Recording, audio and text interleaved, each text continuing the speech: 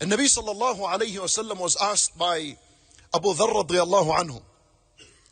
Abu Dharr came to Nabi sallallahu alayhi wa sallam and he said to him, Awsini ya Rasulullah, Awsini, give me advice. It's good from time to time to go to people that are more learned than you and ask them for advice. For Nabi sallallahu alayhi wa sallam, he said to him, إِذَا عَمِلْتَ سَيِّئَةً فَأَتْبِعْهَا حَسَنَةً تَمْحُهَا. That if you were to intentionally commit a sin, عَمِلْتَ is different to فَعَلْتَ. عَمِلْتَ means to intentionally commit a sin. سَيِّئَةً, التنوين on سيئة meaning any sin. النكرة تفيد العموم. Any sin. Major sin, minor sin, you name it, as long as it's a sin. If you did intentionally, you committed any sin, what do? He said to him, فَأَتْبِعْهَا حَسَنَةً. Immediately, follow it up with a good deed, any kind of good deed, follow it up. Don't sit there and say, this is not the right time to ask Allah for forgiveness. There is no such thing as a bad, inappropriate time to make dhikr of Allah and to seek forgiveness of Allah. Even if you're halfway in your sin, there's no such thing. And if you're in halfway of your sin, you don't say, oh, this is a bad time to make dhikr and istighfar. Let me wait until I finish my sin and then I ask Allah for forgiveness. No, this is wrong. Who gave you this understanding? But that, when you are committing the sin, that is when you need dhikr Allah. So it can get you away from this desire, from this temptation.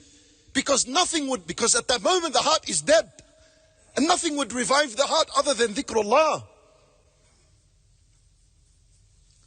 So إذا عملت سيئة فأتبعها حسنة. Immediately follow it up with a good deed. Any kind of good, do anything. What's the result? تمحوها. It wipes it away. Then Abu Dharr radiyallahu anhu, جزاه الله خيرا, he asked a very important question. He said to him, Ya Rasulullah, he said to him, أَمِنَ الْحَسَنَاتِ لَا إِلَهَ إِلَّا اللَّهِ. It's from among the hasanat, saying La ilaha illallah. That's a big question. When Nabi sallallahu alayhi wa sallam answered him, but the answer is huge, it's incredible. He said to him, هي أفضل الحسنات. It is the best of the good deeds. Nothing is better than La ilaha illallah. Nothing. You know why? Because the best of the good deeds is the obligations. The most beloved deeds to Allah are the obligations. And on top of the list of the obligations is at-tawheed, which is La ilaha illallah. So as a result, it was the best of hasanat. And my brother in Islam, this means when you do a sin, say La ilaha illallah after it. There's a special effect with La ilaha illallah. When you combine it with sins, it dissolves the sins. Dissolves them.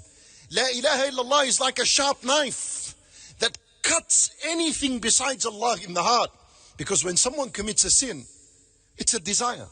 It's a temptation in the heart that pushed him towards the sin. There's something in the heart other than Allah that pushed you to the sin. Because Allah Azza wa Jal, Inna Allah la ya'muru bil fahsha. Inna Allah la ya'muru bil fahsha.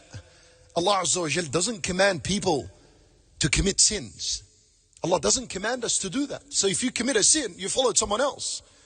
You followed your nafs. You obeyed the shaitan.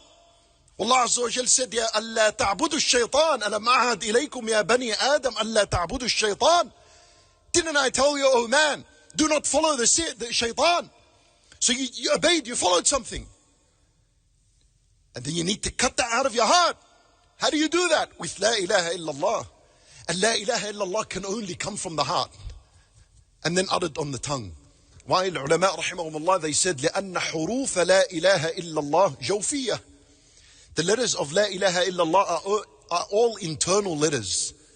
This is symbolic, and it implies the fact that it is supposed to come out min al-jawf. It comes out internally from inside, from the heart. And then it's uttered on the tongue. And you say La ilaha illallah after a sin. Wallahi, it's as though you poured ice on something that is hot, because sins, they have heat to it. تطفئ الخطيئة كما يطفئ الماء النار.